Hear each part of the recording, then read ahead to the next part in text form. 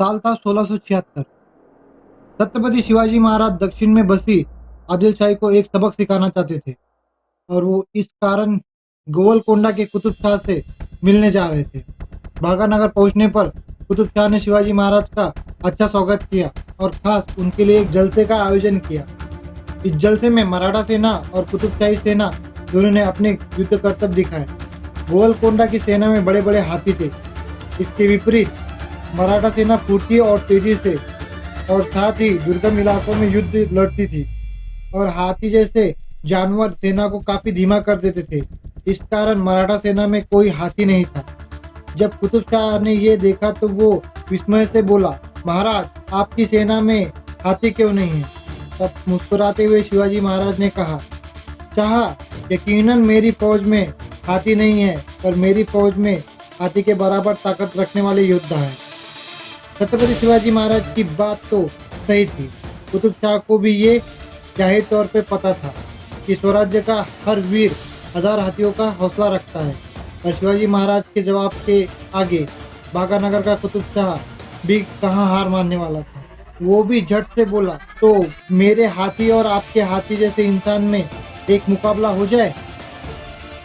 छत्रपति शिवाजी महाराज ने हंसकर अपने सैनिकों की तरफ देखा। अगले ही पल मैदान में एक बड़ा हाथी चित्कार रहा था। उस हाथी के सामने एक कसी हुई कदकाठी का योद्धा तलवार के साथ खड़ा हो गया और उसका नाम था येसाजी कंग।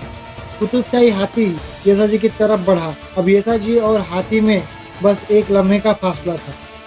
हाथी येसाजी को रगड़ने के लिए आगे बढ़ा पर येसाजी ने हाथी को चकमा दे दिया और बिजली की गति से उसके पैर पर शमशेर का वार घाव किया।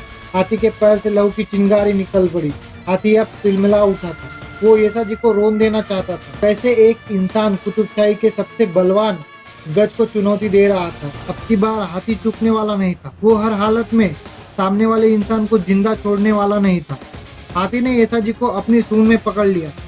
पूरे के पूरे मैदान की धड़कनें तेज हो चुकी थी। येसाजी की मौत अब कुछ ही पलों की मोहताज थी और हाथी ने गेंद की तरह येसाजी को हवा में फेंका। मराठा सैनिकों ने अपनी आंखें बंद कर दी पर बंद आंखें खुलने से पहले कुतुबशाही हाथी की चित्कार सुनाई दी। हवा में फेंके येसाजी ने हवा से भी तेज हवा से ही हाथी की सूंड पर सटीक वार किया और हाथी की सूंड काट डाली।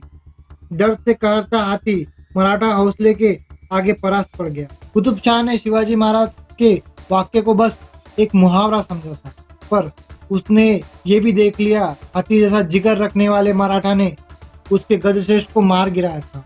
कुतुब शाह ने येसाजी को उपहार देने की कोशिश की तो उस महान योद्धा ने ये कहकर मना कर दिया कि स्वराज्य के अधिपति के सिवा वो किसी का उपहार नहीं लेते।